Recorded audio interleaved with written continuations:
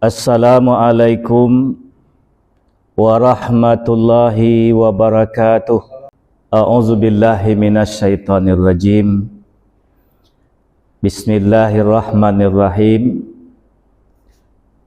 Alhamdulillahi rabbil alamin. Wassalatu wassalamu ala sayyidina wa maulana Muhammadin arsalahullahu rahmatan lil alamin wa ala alihi wa sahbihi ajmain.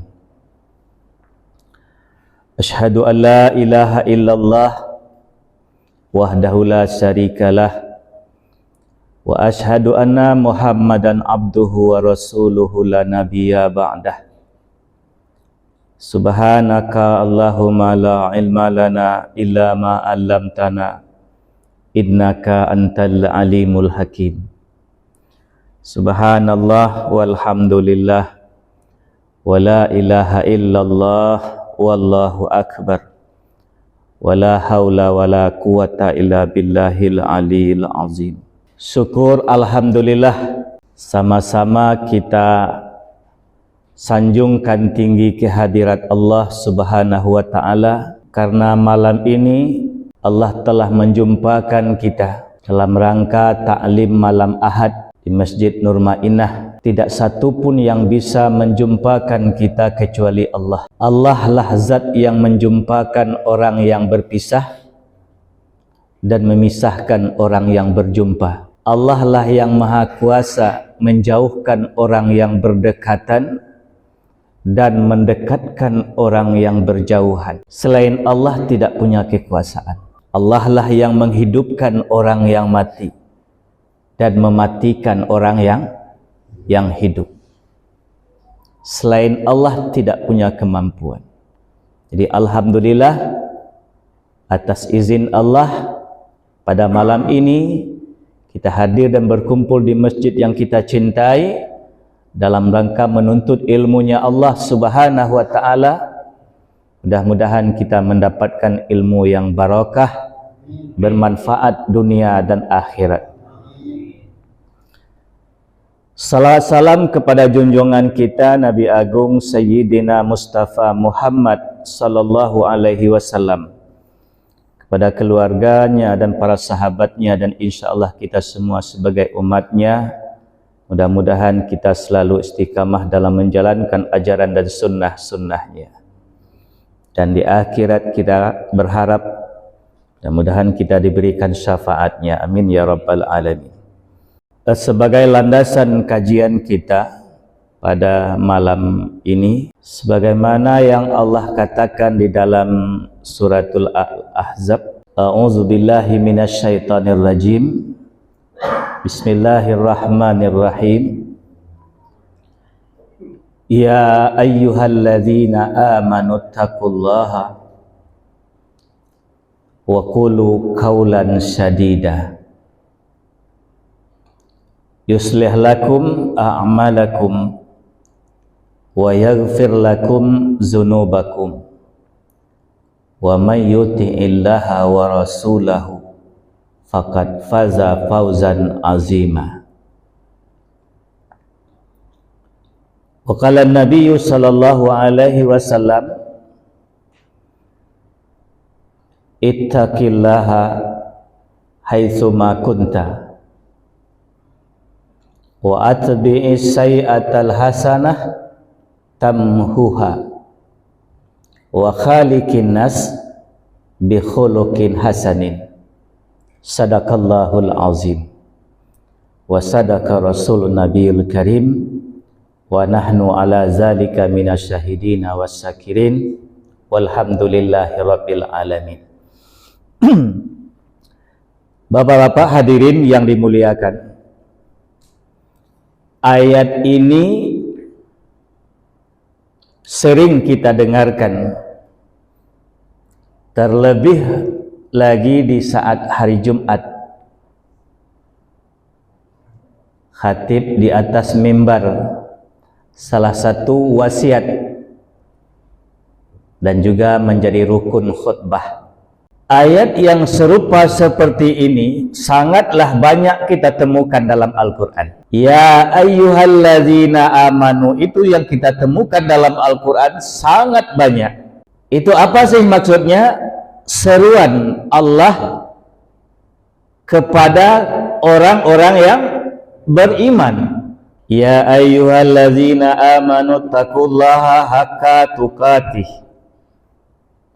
Ya ayyuhalladzina amanu taqullaha wal tanzur nafsum ma qaddamat lighad. Ya ayyuhalladzina amanu idza nudiya lis-salati min yaumil jumu'ah. Ya ayyuhalladzina amanu la tulhikum amwalukum wala auladukum an zikrillah. Ya ayyuhalladzina amanu la tattabi'u khutuwati syaitan.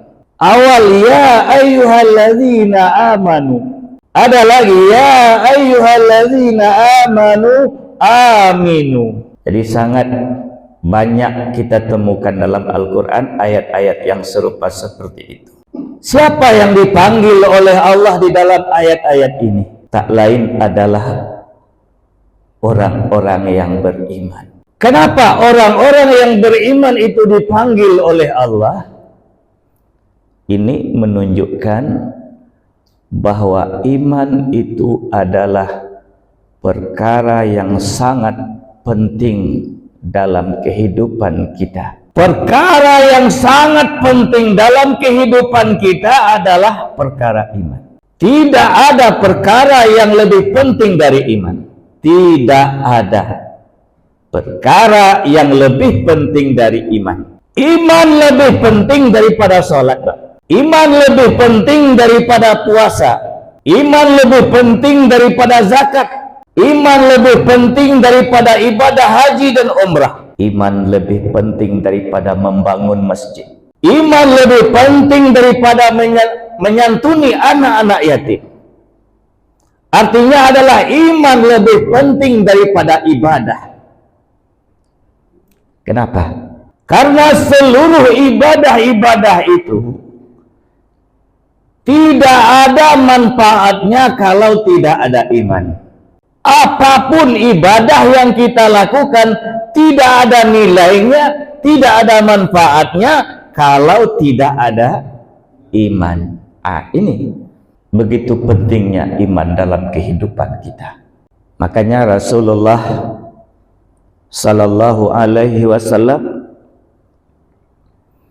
mengatakan dalam sebuah sabda beliau, jadidu imanakum, selalulah perbaharui keimananmu. Kila, bertanya seorang sahabat, kaifa nujaddidu imanana ya Rasulullah,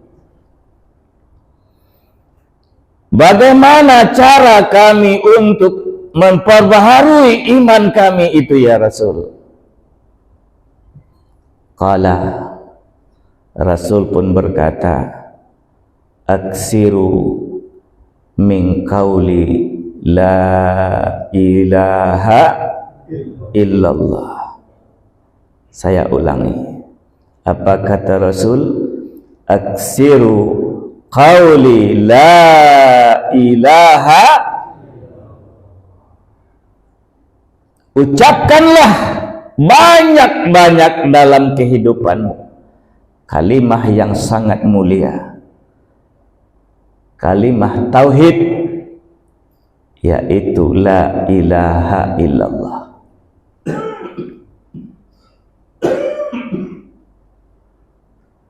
Berapa banyak? Banyak-banyak, sebanyak-banyaknya, sampai-sampai orang-orang mengira kamu gila. Andaikan mulut kita belum bisa, belum mampu ya mengucapkan dan mengutarakan kalimah yang mulia ini sebanyak-banyaknya dalam kehidupan, minimal hati kita menafikan selain Allah. Itu minimal, Pak. Kalau mulut belum sanggup mengucapkan kalimat la ilaha illallah sebanyak-banyaknya, sekurang-kurangnya hati menafikan sesuatu selain Allah. Selain Allah tidak pernah memberi manfaat sedikit pun, dan selain Allah tidak pernah memberi mudarat sedikit pun. La ilaha illallah.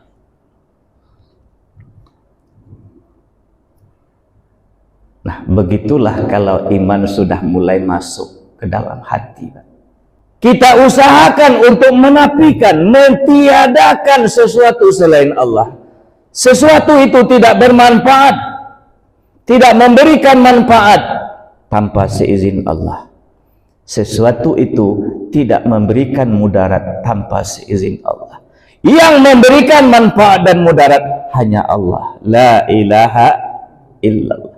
Jadi paham kalimah la ilaha illallah ini, Pak, sangatlah luas. Kalau paham sekedar di atas, kita tahu la ilaha illallah, tidak ada Tuhan selain Allah. Tapi kalau kita jabarkan, Pak, sangatlah luas, bagaikan samudra yang luas. La ilaha illallah, tidak ada yang memberikan rezeki kecuali Allah. La ilaha illallah, tidak ada yang menghidupkan dan mematikan kecuali Allah. Nah, begitulah orang-orang kalau iman sudah mulai masuk ke dalam hatinya. Jadi kita melihat sesuatu, nafikanlah sesuatu itu dengan hati kita. Contoh, Pak, kita melihat matahari pagi-pagi. Selesai kita sholat subuh, kita duduk sambil ngopi. Kita lihat matahari muncul, terbit, memancarkan cahaya. Kalau orang iman yang telah masuk ke dalam hatinya, hatinya menafikan matahari. Matahari tidak memberi manfaat tanpa seizin Allah. Kalau kita tidak belajar seperti itu, Pak, bisa-bisa lama-kelamaan kita menyangka, kita mengira bahwa matahari itu mendatangkan manfaat. Sehingga dengan menerbitkan cahaya sinar violet, artinya memberi kehidupan di alam ini. Artinya matahari menghidupkan alam. Ini sudah mulai tercium bau kesyirikan, Pak. Sebab kita yakin bahwa tidak ada yang menghidupkan kecuali siapa? Allah. Berarti kata kalau matahari menghidupkan, kita duakan Allah dengan matahari. Selama ini gimana, Pak? Mataharikah yang menghidupkan alam ini? Dengan cahaya matahari, matahari menghidupkan tumbuh-tumbuhan. Tanpa matahari, tumbuh-tumbuhan tidak hidup. Dengan matahari, matahari menghidupkan makhluk. Tanpa matahari, makhluk tidak hidup. Matahari bisa memberi cahaya atas izin Allah. Yang memberi cahaya bukan matahari, tapi Allah. Sebab matahari makhluk. Nah, ini harus kita benarkan dalam kehidupan kita. Banyak orang-orang yang terjebak di dalam kesyirikan dalam masalah ini. Contoh lagi, kita sakit, lalu kita berobat ke dokter. Setelah kita berobat, sakit tadi sembuh. Berarti kalau hati kita dan mulut kita mengatakan bahwa dokterlah yang menyembuhkan, ini ada bau-bau kesyirikan, Pak. Yang menyembuhkan sakit bukan dokter, tapi yang menyembuhkan sakit adalah Allah. Yang menyakitkan Allah, yang menyembuhkan dari penyakit itu juga Allah. Jadi libatkan Allah dalam setiap aktivitas kita. Kita bukan duduk, tapi kita didudukkan Allah. Kita bukan berjalan, tapi kita diperjalankan oleh Allah. Kita bukan hidup, tapi kita dihidupkan oleh Allah. Nah, begitulah ciri-ciri orang-orang apabila iman sudah mulai masuk ke hatinya. Lalu iman tadi dia selalu memperbaharui, selalu meningkatkan kualitas keimanan tadi. Jadi jangan kita merasa puas dengan iman turunan. Betul, kita sudah beriman karena orang tua kita kedua-duanya orang yang beriman. Dengan secara otomatis kita terlahir ke bumi ini anak yang beriman. Tapi itu kan iman turunan, iman dasar, sifatnya masih labil, masih lemah, mudah untuk terpengaruh kepada hal-hal yang makanya selalu kita perbaharui, selalu kita berusaha untuk meningkatkan kualitasnya. Contohlah para iman salafun saleh, orang-orang yang terdahulu dari kita, para sahabat-sahabatnya Rasul, itu kan sebagai iktibar, pelajaran untuk kita akhir-akhir zaman ini. Bagaimana iman mereka dalam menghadapi hal dalam kehidupannya. Mungkin kalau kita bayangkan perbedaan iman mereka yang terdahulu itu, mungkin bedanya atau seperti malam dan siang dengan kita. Terlebih-lebih imannya para nabi dan rasul. Mereka menolak dunia ini dengan kedua tangannya. Bedanya dengan kita merangkul dunia ini dengan kedua tangan kita. Itu bedanya, Pak. Rasulullah ditawarkan Allah Bukit Uhud menjadi emas untuk Rasul, Nabi menolak, Pak. Bukit Uhud yang begitu besar, Allah jadikan emas, Allah berikan kepada Rasul. Rasul menolak. Kalau kita sekarang, tanah kita gali, kita cari emas. Jadi di hati mereka itu, dunia ini bagaikan setipis sebelah sayap nyamuk. Bukanlah sesungguhnya. Kalau kita senang di dunia ini, kesenangan itu bukan kesenangan yang sesungguhnya. Mereka yakin betul dengan hal yang seperti itu. Kalau kita sakit di dunia ini, itu sakit bukan yang sesungguhnya. Kalau kita miskin di dunia ini, itu bukan miskin yang sesungguhnya. Kalau kita kaya di dunia ini, itu pun bukan kaya yang sesungguhnya. Kalau kita punya kerajaan di dunia ini, itu bukan kerajaan yang sesungguhnya. Kalau kita menang di dunia ini, itu bukan menang yang sesungguhnya. Begitu juga kalau kita kalah di dunia ini, itu bukan kekalahan yang sesungguhnya. Dunia ini hanya senda gurau, bagaikan bayang-bayang, kata para ulama. Dan Rasul pun mengatakan seperti itu. Dunia ini bagaikan bayang-bayang, terkadang-kadang manusia tertipu oleh bayang-bayang itu. Bayang-bayang itu kalau kita lihat kan ada, tapi hakikat dari bayang-bayang itu sebenarnya tidak ada. Kalau kita kejar bayang-bayang itu, dia akan lari, Pak. Tidak akan pernah kita dapatkan. Cobalah bapak-bapak mengejar bayang bapak sendiri. Semakin kita kejar, dia semakin jauh, semakin berlari. Begitulah mengejar dunia. Pagi berpikir dunia, siang-siang cerita dunia, malam-malam ngobrol dunia. Setelah tidur mimpi dunia, akhirnya mati meninggalkan. Nah, bagaimana orang mukmin itu menundukkan bayang-bayang? Dia tidak mengejar bayang-bayang, Pak. Tapi dia mengejar cahaya. Dia mengejar cahaya, maka Allah perintahkan bayang-bayang itu mengejar dia. Sesampainya di cahaya, pas matahari sedang di atas kepala, maka bayang-bayang tadi tunduk di bawah telapak kakinya. Jadi walaupun ada para nabi dan rasul, para sahabat-sahabat itu punya harta yang berlimpah, tapi tidak masuk dalam hatinya, Pak. Harta hanya di badannya saja, tapi dalam hatinya hanya Allah. Banyak para nabi dan rasul yang kaya raya. Nabi Sulaiman alaihissalam jadi nabi, jadi raja, rakyatnya bukan hanya manusia, tapi jin, binatang yang ada di daratan, ikan yang ada di lautan, burung yang ada di udara, semuanya menjadi rakyat Nabi Sulaiman.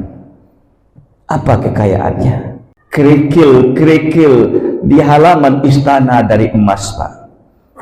Sulaiman perintahkan para jin untuk menyelam ke dalam lautan yang sangat dalam, ambil emas, bawa keluar, ambil mutiara, bawa keluar.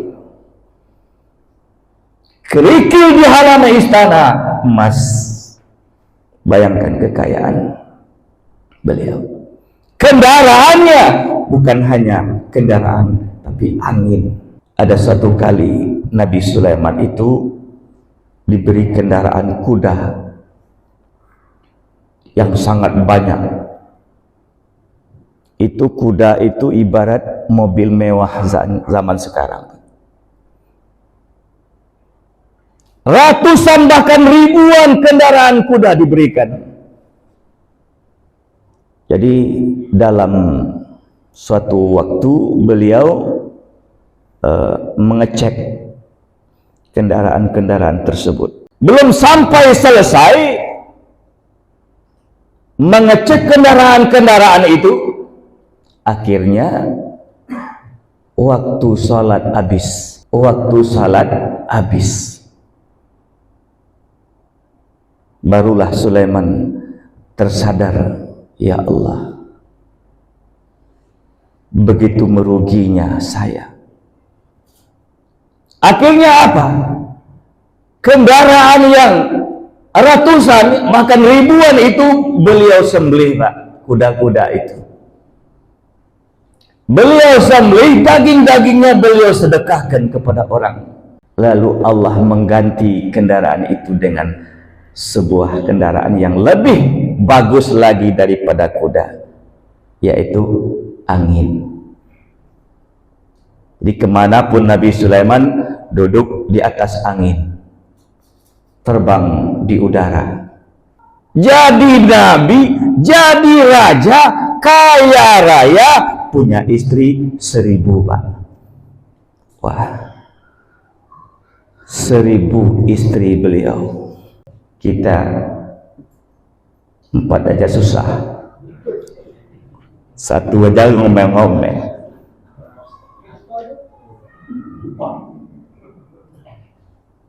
Tapi semua itu tidak masuk ke hatinya, Pak. Cukup di badannya saja.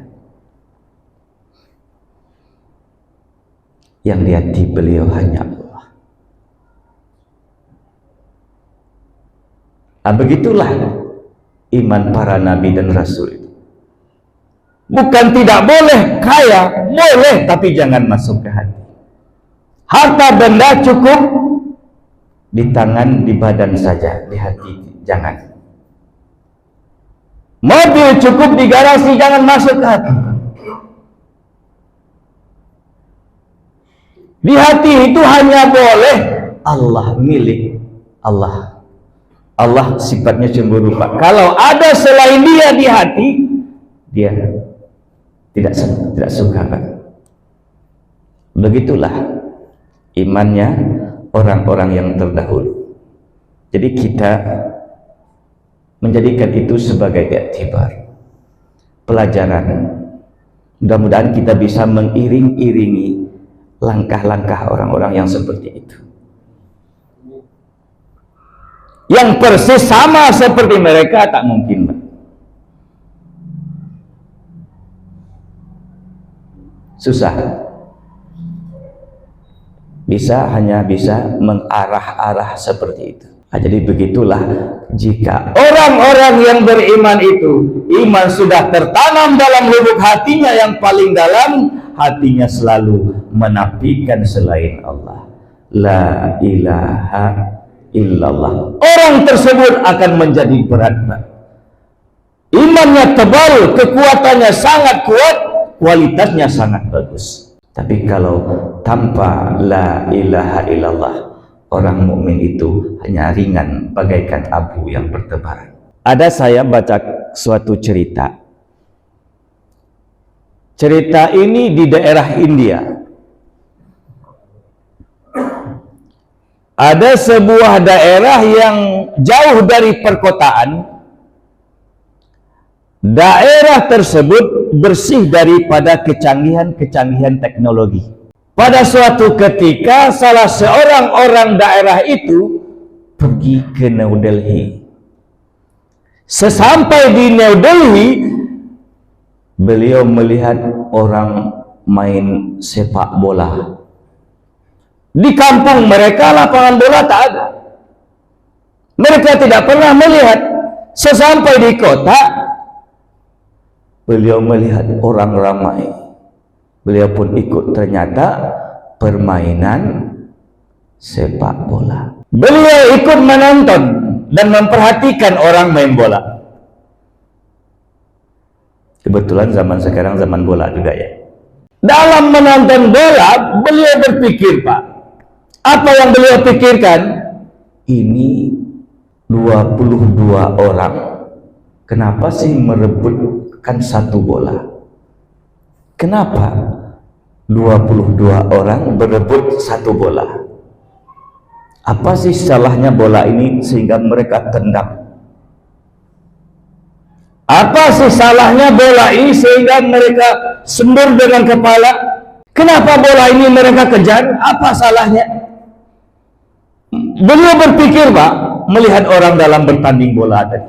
Lalu dapatlah beliau hikmah. Setelah beliau mendapatkan bola itu, jadi suatu kali tendangan orang membuat bola tadi keluar pas sampai di hadapan beliau. Beliau ambil bola tersebut. Disitulah beliau mendapat hikmah, Pak. Setelah beliau angkat, oh ternyata bola ini begitu ringannya, maka ditendang oleh orang. Coba kalau bola itu beratnya 100 kilo, Pak, siapa yang sanggup menendang? Ada yang sanggup? Siapa yang bisa sanggup menendang dengan kepala? Pecah kepala itu, Pak. Nah, di zaman sekarang umat Islam tak ubahnya seperti bola itu, Pak. Tanpa la ilaha illallah. Kalau ada pun la ilaha illallah sekedar diucapkan, Pak. Mereka tak paham apa sih maksud dari la ilaha illallah. Apa sih makna daripada la ilaha illallah? Sekedar ucapan la ilaha illallah, la ilaha illallah, tapi tak menyentuh ke relung hati yang paling dalam. Kalau sekedar ucapan semua orang bisa, Pak. Ya, anak TK bisa ngucapin la ilaha illallah. Anak SD bisa ngucapin la ilaha illallah. Burung beo pun bisa. Kalau kita ajar bisa ngucapin la ilaha. Tapi mereka itu tak paham apa sih maksud daripada la ilaha illallah itu. Nah, jadi bagi orang-orang yang beriman, semakin ditingkatkan kualitas keimanannya, semakin pahamlah dia dengan kalimat la ilaha illallah. Semakin tinggi kualitas keimanannya, semakin kenallah dia dengan Allah. Bila sudah kenal dia dengan Allah, pasti dia mentaati perintah Allah. Bila sudah taat terhadap perintah Allah, pasti dia bertakwa kepada Allah. La ilaha illallah. Nah, ini lanjutan ayat, Pak. Setelah Allah panggil orang-orang yang beriman, ittaqullah, bertakwalah kepada Allah. Apa sih bertakwa itu? Selama ini yang kita ketahui, bertakwa kepada Allah adalah menjalankan perintahnya dan meninggalkan larangannya. Itu adalah buah dari takwa, Pak. Hasil dari takwa adalah mengikuti perintah Allah, menjalankan perintah Allah, meninggalkan larangannya. Yang takwa itu adalah takut kepada Allah. Beda kalau takut kepada manusia, takut kepada makhluk, takut kepada selain Allah, kita menjauh darinya. Takut kita kepada harimau, kita menjauh dari harimau. Tapi kalau takut kita kepada Allah, kita lari mendekat kepadanya, lalu kita tawakal, berserah diri. La ilaha illallah, Allahu Akbar. Engkaulah zat yang maha besar, selainmu kecil ya Allah. Jadi takwa itu adalah takut. Buah dari takwa itu adalah mengikuti perintah dan meninggalkan larangan. Takut itu adalah mendekat. Setelah mendekat, bertawakal, berserah diri, lalu angkat tangan. Allahu Akbar. Di kita mengangkat tangan ini, Pak, terlebih dalam kita sholat, itu adalah simbol tanda kita menyerah. Orang kalau menyerah kan angkat tangan, Pak. Ampun. Menyerah, saya menyerah. Angkat tangan, betul. Kalau angkat tangan bukti menyerah. Lalu setelah tangan kita angkat, lalu kita lipat ke di bawah dada, di atas perut. Jadi melipat tangan, setelah diangkat, dilipat. Mengangkat tanda kita menyerah, melipat tanda kita tidak ikut serta. Serahkan semuanya kepada Allah. Kita tidak ikut serta. Kepandaian Allah, kekuasaan Allah, pendengaran Allah, penglihatan Allah, gerak dan gerik kita atas izin Allah. Libatkan Allah dalam semuanya.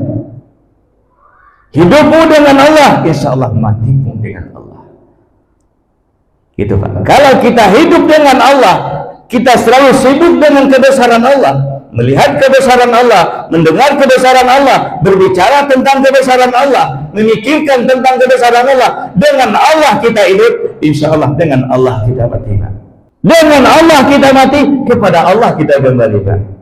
Itulah makna inna lillah wa inna ilaihi. Bila hidupnya dengan Allah, pasti matinya dengan Allah. Bila matinya dengan Allah, pasti kembalinya kepada Allah. Inna lillah, kami milik Allah. Wa inna ilaihi raji'un, kepada Allah kami kembali. Jadi kembali kepada Allah kita harus tahu jalannya, Pak. Kalau nggak tahu jalan, ternyasar, Pak. Betul.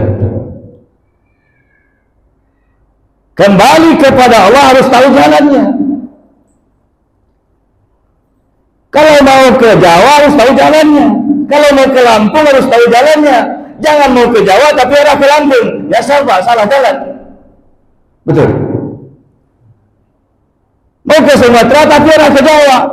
Yakin tidak akan sampai kepada tujuan. Jadi kalau kembali kepada Allah, kita harus tahu bagaimana jalan menuju Allah. Apa jalan yang harus kita lakukan? Apa yang harus kita lakukan?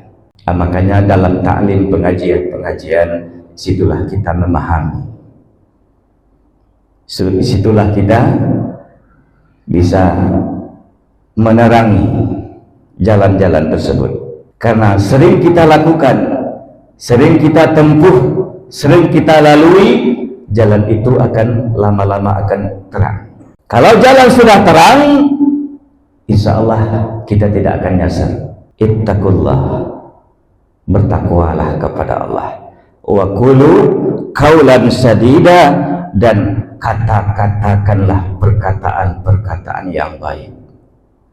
Jangan pernah mengatakan perkataan yang tidak baik. Jadi kalau sudah bertakwa kepada Allah, kalau kita sudah ucapkan ucapan yang baik, yuslih lakum a'malakum, Allah akan memperbaiki amal perbuatan kita. wa yaghfir lakum dzunubakum. Allah akan mengampuni dosa dan kesalahan kita. Wa may yuti'illaha wa rasulahu, dan siapa yang mentaati Allah dan Rasulnya, faqad faza fawzan azima, niscaya dialah orang yang akan mendapatkan keberuntungan yang sangat agung. Bukan hanya keberuntungan di dunia, tapi juga keberuntungan nanti di akhirat. Amin. Mudah-mudahan kita semua mendapatkan keberuntungan itu. Amin ya Allah, ya Rabbal Alamin. Barangkali itu yang bisa disampaikan pada kesempatan ini. Terima kasih di atas segala perhatian. Mohon maaf di atas segala kekurangan. Sebelum kita tutup, mari kita angkat kedua belah tangan kita memohon dan bermunajat kepada Allah Subhanahu wa taala. Mudah-mudahan kaji yang setiap minggunya kita ulang terus dalam majlis taklim ini diberikan keberkahan oleh Allah kepada kita semua. A'udzubillahi minasyaitonirrajim. Bismillahirrahmanirrahim. Alhamdulillahirabbil alamin. Hamdan syakirin hamdan na'imin. Hamdan yuafi ni'amahu wa yukafi'u mazidah. Ya Rabbana lakal hamdu kama yanbaghi li jalali wajhikal karimi wa azimi sultanik. Allahumma salli ala sayyidina Muhammad wa ala ali sayyidina Muhammad. Allahumma ighfir lana dzunubana wa li walidayna warhamna warhamhuma kama rabbayana shighara. Jami'il muslimina wal muslimat wal mu'minina wal mu'minat al ahya'i minhum wal amwat. Allahumma arinal haqqa haqqa warzuqna tiba'ah wa arinal batila batila warzuqna ijtinabah.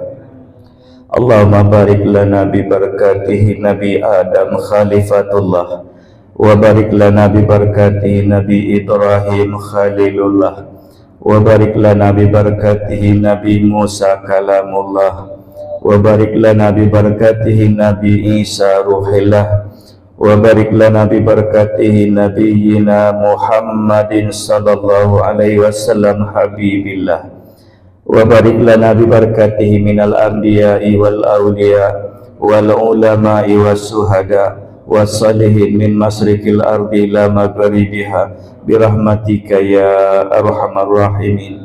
Allahumma inna nas'aluka ridhaka wal jannah wa na'udzubika min sakhatika wan nar. Rabbana taqabbal minna innaka antas samiul alim wa tub alaina innaka antat tawwabur rahim. Rabbana atina fid dunya hasanah wa fil akhirati hasanah wa qina azabannar.